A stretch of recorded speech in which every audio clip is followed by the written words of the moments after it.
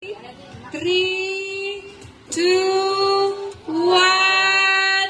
Let's cut. It's officially grand opening Eagle Learning Center CGC Open. Give applause everyone.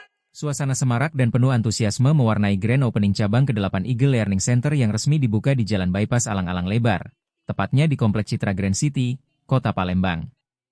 Kehadiran cabang baru ini menjadi tonggak penting dalam perjalanan Eagle Learning Center sebagai lembaga pendidikan yang terus berkomitmen menghadirkan kualitas pembelajaran terbaik bagi generasi muda.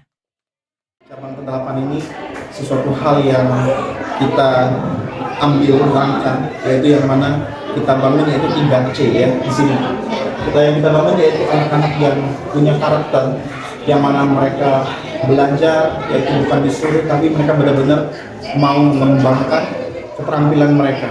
Yang kedua yaitu anak yang konsistensi, yaitu mereka nggak mudah menyerah. Ketika mereka gagal, it's okay. It's a part of learning journey in their life. Jadi mereka belajar lagi, mereka latihan lagi. Yang terakhir yang mana kita mau didikan anak untuk lebih percaya diri atau confident.